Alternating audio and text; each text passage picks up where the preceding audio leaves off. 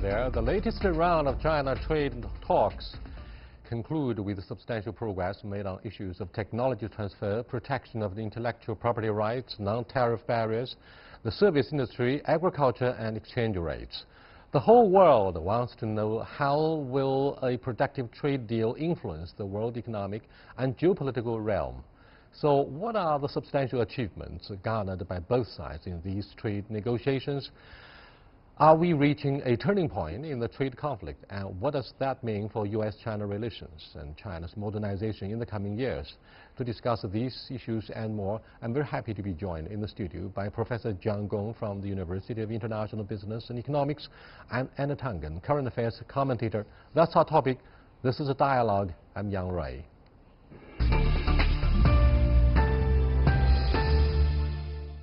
Hey, gentlemen, I'm a little bit confused. Shall we talk about Oscar or the end game of trade war? Whatever you like.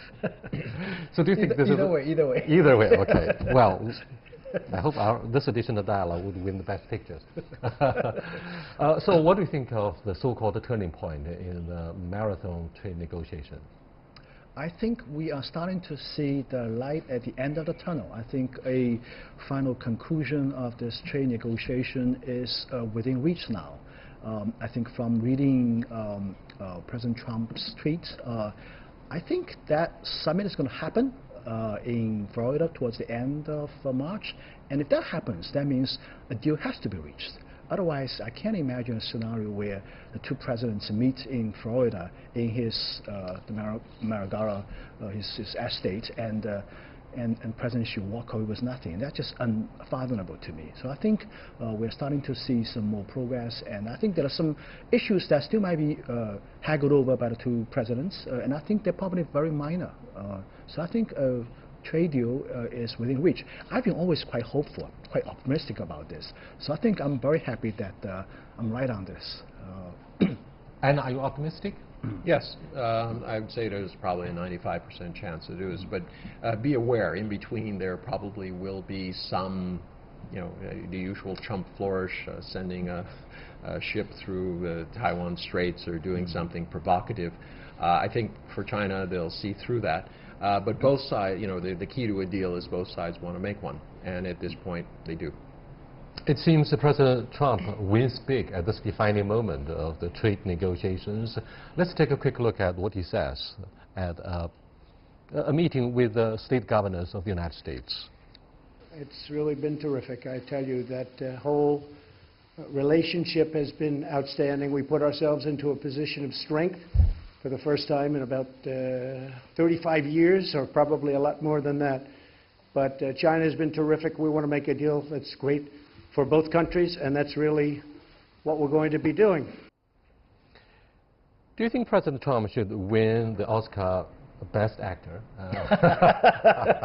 I would vote for him, okay? So what do you think of his remarks? Well, certainly he has a track record. There's an article in Washington Post a couple of days ago written by, I think it's Flow magazine journalist, talking about, Donald Trump acting as this fake person, as VP of Finance, calling into this guy, boasting about his personal wealth. So he has a track record of acting, for sure, and he has been hosting a show for so long. That's the Apprentice show, right? I thought it was the marriage of Ronald Reagan, the second-class actor of Hollywood, who was one of the greatest U.S. presidents in your history, right? Well, that would be debatable. I mean, Ronald Reagan certainly had a very much of an impact. He has certainly shaped the world as it has evolved. For the Strategic Defense Initiative, or SDI. That's for sure. I mean, well, not only that, but he also tossed most of the people who were in homes for the mentally disabled out. He called people who protested in the park campers. And he's got the best sense of humor.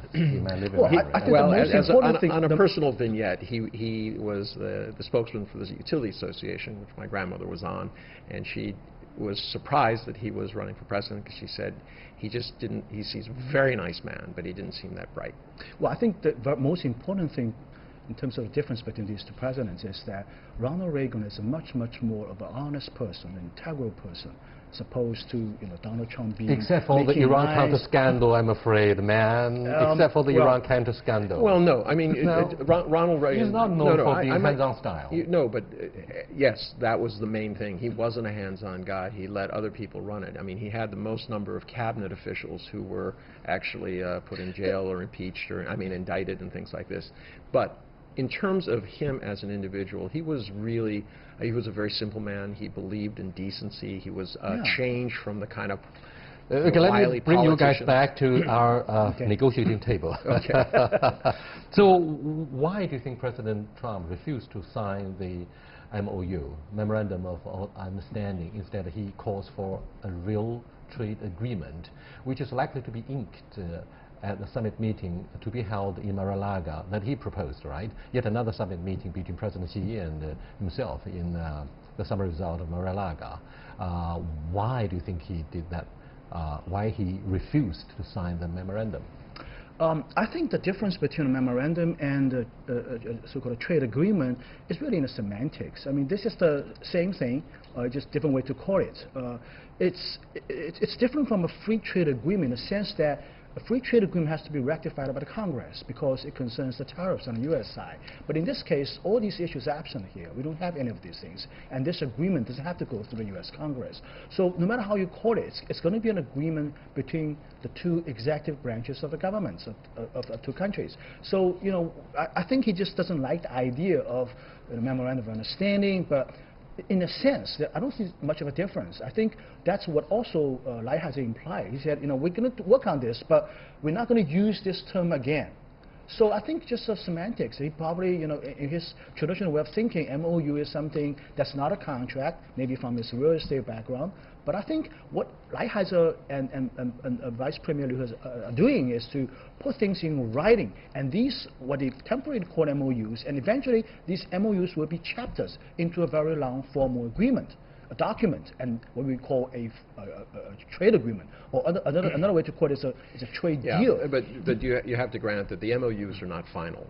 What they're going to be doing is they're the advanced building blocks, the framework, and there has to be a lot of schedules, dates put in. There's a lot of detail that'll have to go into that. So at this point, it's just purely, it really is semantics. Calling it one thing or another isn't going to change it. It's kind of like with NAFTA. He didn't like the name NAFTA, so he created a new name. That's fine. Presidents can do that, but he has a penchant for trying to put a new name on them, something kind of interesting for a guy who sells his own name, Trump. To sign the agreement is one thing. To have the congressional approval from the D.C. is another. Doesn't need it. He doesn't need it. He doesn't need it. Okay. Now, here's the issue here. Well, the U.S. Congress has the constitutional authority over matters regarding a tariff. And the Congress over the years have very much relegated this power to the executive branch on a temporary basis. So if we're talking about a trade agreement with another country involving long-term tariffs on United States part, it has to go through Congress. But this negotiation has nothing to do with that. So I don't think he needs any authority from the Congress. No, and remember, the added fact is he's using executive power under, 302? Investigation. He's saying that this is a security issue, all right, not a trade issue.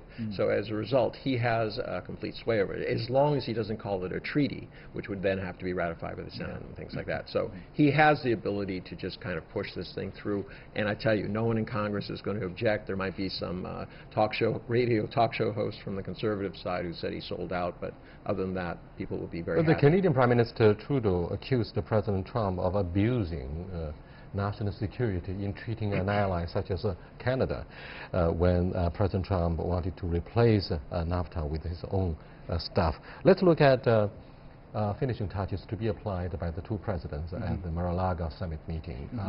What are the nitty-gritties that need to be worked out before finishing touches? That we don't know, but my guess is, thorny issues from China's perspective, and I would imagine issues related, for example, to state-owned enterprises, state subsidies, industrial policies. But these are structural issues, very difficult to overcome. Right, exactly. These are the issues I think are the core of our fundamental economic system here. And try to introduce fundamental changes to these things might be very difficult. So I think I would guess that these are the issues probably still have to be worked out by the two some of presidents. the Western media coverage completely shows agree. that the United You disagree? I disagree. It's political pantomime. Donald Trump needs a win, and clearly China is interested not in delivering a win, but in taking. They don't need any more damage being done to an already slowing economy. So what you have here is Donald Trump is managing this the same way he would do an episode of The Apprentice, where he's going to do, it's going to be everything's decided in the boardroom. He's going to try to make it interesting, talk this way, talk that way, and he's going to make a decision. But in the end, he really has no choice. He wants to elect him. He wants to start off his re-election. He wants to gain popularity. He wants the markets to go up. He wants to go to the American public and said, I have done all of these things. I deserve to be reelected. And he wants, the last part is, he wants to use this to change the narrative in Washington away from all of his legal problems. Okay, what do you think of this issue? Both Presidents, Xi Jinping and his American counterpart, are facing huge domestic political pressure. Sure. China should not be viewed as weak or to be the first to blink in the standoff. It's a matter of domestic politics. What are the issues that our President faces at this moment? Things that he could not be viewed as, weak to make too much compromise at this moment. Well, I mean, there are a lot of people here in China, who do exactly the things as you would point out, that are resistant to these changes. They are who are, adopting a kind of a thinking that is antagonistic towards the relationship between the two countries. But I think at the end of the day, all of us have to do some soul searching and do some reckoning with back to the real future of this country. If we don't have a deal here with the United States, which direction this country is going to go? Right? It's not just in the economics area, but it's also going to fester this is a truce. This is not the end of the. No matter what they sign, this is a truce. It's not going to end anything. It's not going to end the attacks on the China 2025 program. It's not going to stop any of the tensions in the South China Sea or Taiwan Straits. And it's not going to change America's perception that China is their chief economic competitor. That I agree. This idea that you give in is there has to be give and take. It has to be give and take on both sides. It's not a giving. But it's temporary. Yeah. Well, I mean, look at the letter written by President Xi to Donald Trump. That was actually read out at the press conference. President Xi said it very clearly that let's try to meet in the middle way, right? So that means that both sides have to make some compromises. And I really don't view this in the context of who's winning, who's losing. I think a lot of the things, even the things in the Section 301 report, I still believe, fundamentally, I still believe that some of these things are indeed in the national interest of China. For example, one of the major issues on the agenda for both sides is the reform of the SOE, whether the government in Beijing would cease to subsidize state-owned enterprises. I mean, that has a lot to do with the so-called political and social stability, typical of the political institutions in PRC. So, Anna and John, what do you think of these concerns, political concerns? Well, I think then China should go back and say, I don't want you bailing out car companies or banks when they go under. I mean, this idea that subsidies are only good if you do them, and if somebody else does them, they're not good, is silly. China is not going to give up something which is crucial to its Belt and Road Initiative, and that is the ability to deliver a lot of this infrastructure at the lowest cost and as quickly as possible. There are plenty of problems with the SOEs. That's not the issue. The issue is you can't have another country deciding sovereign issues in another jurisdiction. Here is the catch-22 situation for the healthy development of the trade between the two biggest economies. For example, technology transfer. Now, China says we can easily balance the trade by buying very expensive technologies from the United States. But the United States has taken China as the most serious strategic competitor and a threat to their national security. So in that case, John, what can you say about the so-called technology transfer? It's a zero, right? It will ground to a halt. Well, I mean, I think the United States is okay with technology transfer, but it's not okay from their perspective, it's not okay to have forced technology transfer. I think that's the issue.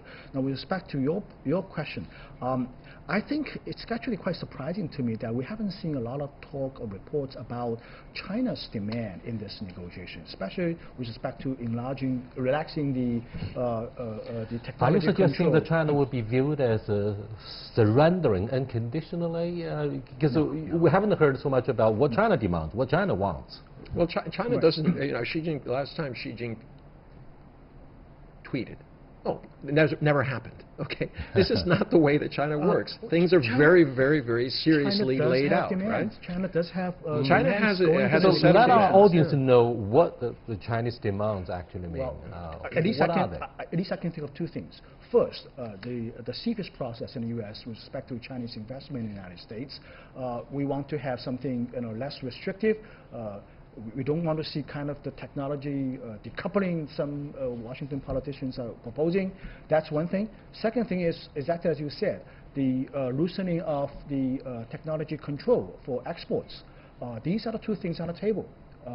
Another sensitive issue, I'm afraid, that has a lot to do with the national It's security. yeah, No. Another sensitive issue, I'm afraid, that has a lot to do with national sovereignty is the enforcement mechanism, the ability of the United States delegation to oversee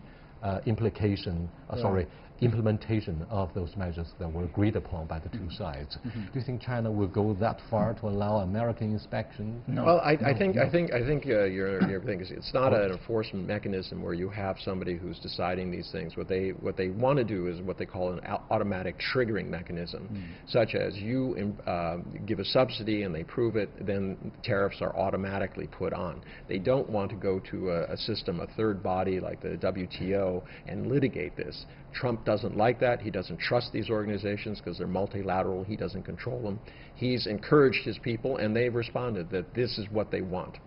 This latest trade talks, the seventh of its kind, was concluded just a few days ahead of the opening of the Lianghui, CPPCC and NPC.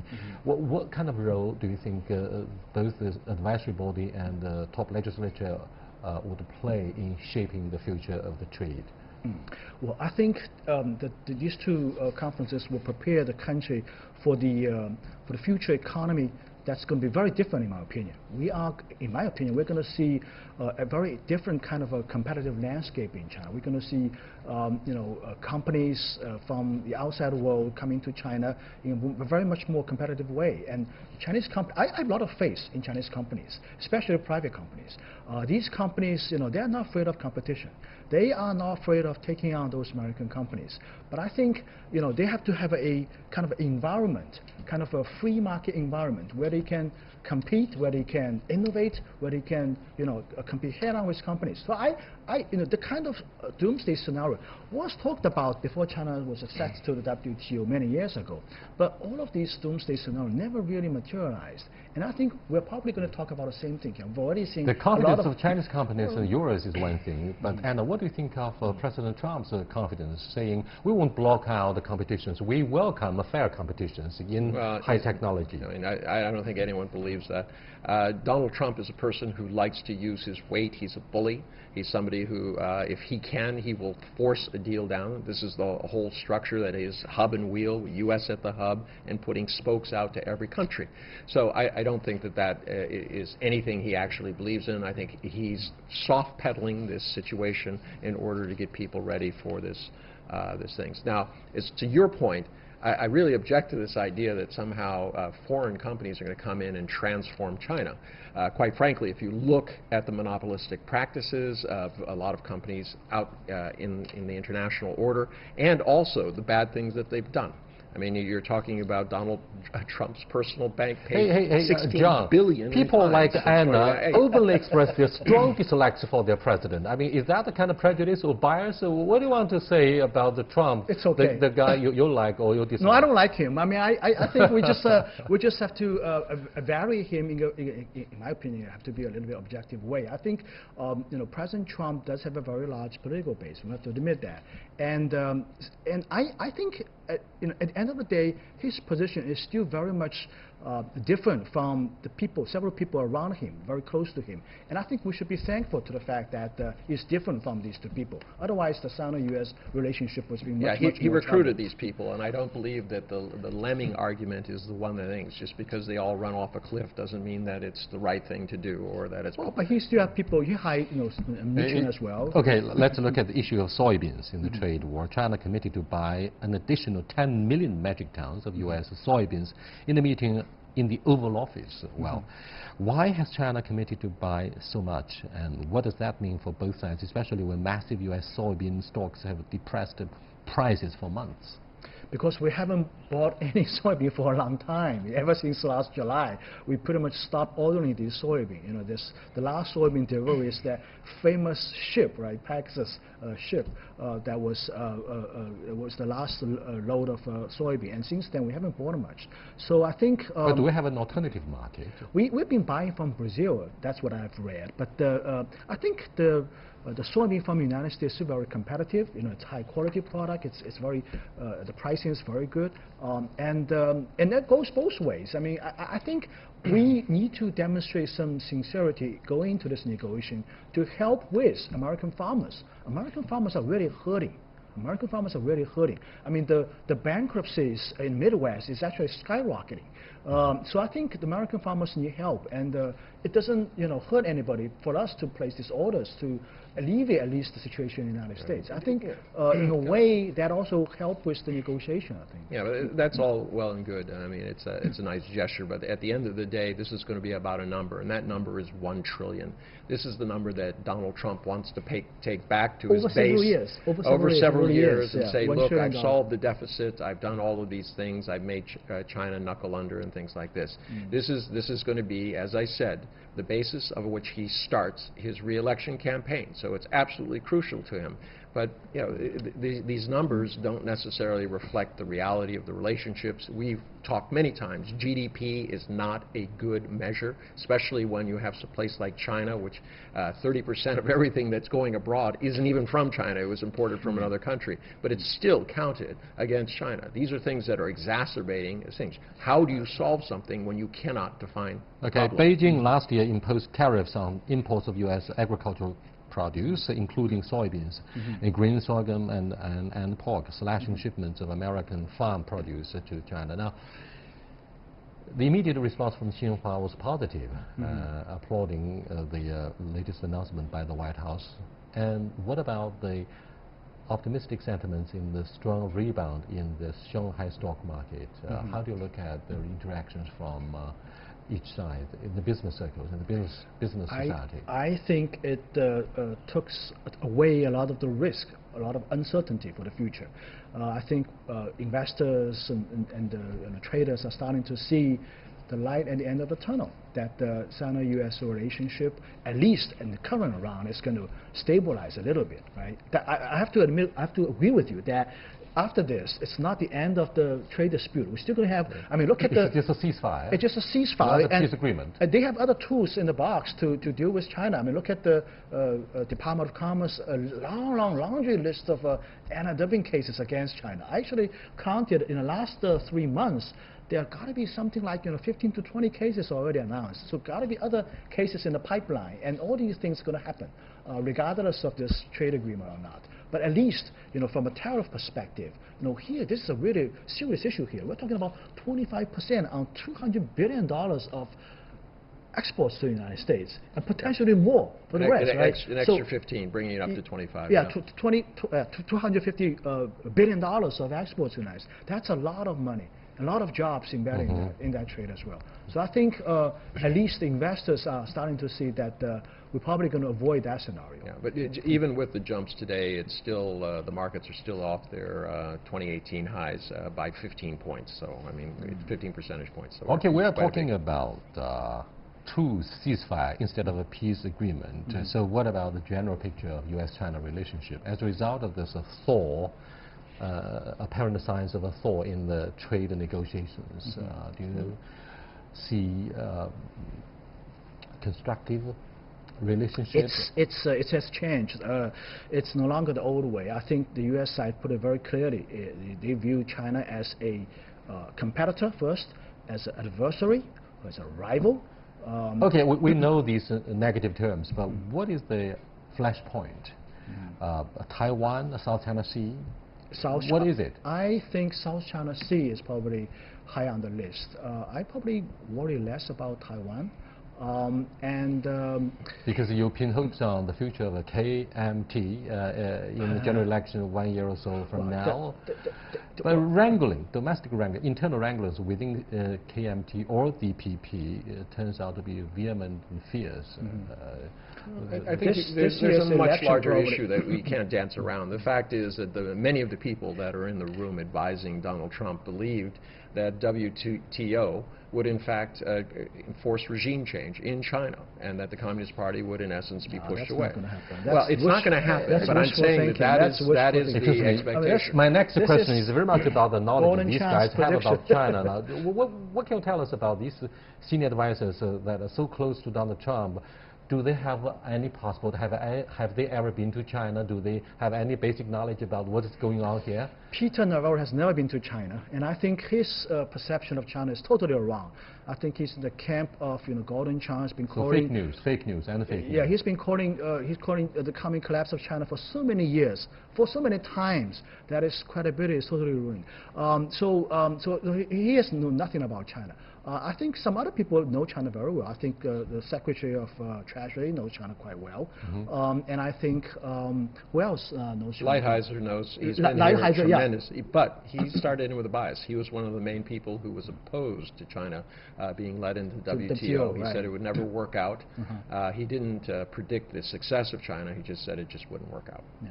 But he was architect of the Plaza Accord with Japan in the 1980s that led to at least 1 decade of recession of the Japanese economy. Do you think Lighthizer has predicted much of the same outcome after the negotiations with the Chinese counterparts? I think it's totally different. I mean, again, I go back to the issue of whether the items on the table are really in China's national interest over the long run. I think a lot of them are actually, right? So I've read an article that put this into a new Plaza Accord for China. I don't buy into this argument. I think it's totally different. I think the country is moving in that direction anyway, in the first place. And I think what Donald Trump has done to China is just accelerate that process. And as we get into that reform, we're running into internal resistance. And I think this external shock to China helps, takes away a lot of the hurdles in that resistance. So I think it may not be necessarily a bad thing in the long run. Yeah, but I don't think that you can point to the track record, most recently since the financial collapses, saying that the West has a sterling way of guiding the rest of the world towards it. I mean, we've seen countless democracies fail. I mean, attempts to create democracies. You're seeing a rise in totalitarian governments and things like this. I don't know that if when historians look back at this period, that they're going to look very fondly on the U.S.'s handling of world events during this period. Everybody was still talking about the outcome of the recently concluded Munich Security Conference, where Chancellor Angela Merkel won standing ovations many times, in sharp contrast with the indifference that Vice President Pence got from the European. It's an understatement. It's an understatement. It's an understatement. When you pause for he won nothing from the skeptical audience, most of them politicians and policymakers. But the question is even, European why did he Union. expect? Why would he expect Without that? having a coalition of the willing, how can the United States really contain and restrict the influence of China? They're not. It's not going to be able to do that. I think what they are doing is they're thinking that they're able to contain China. They're going to steer China in another direction. But I think it's going to further enforce China's competitiveness. Corporate China is going to survive and thrive.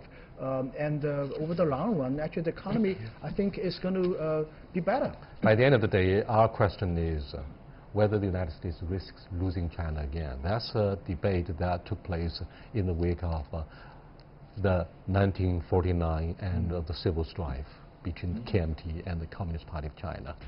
We'll come back to examine these and other issues. Thank you for being with us. Until then, goodbye.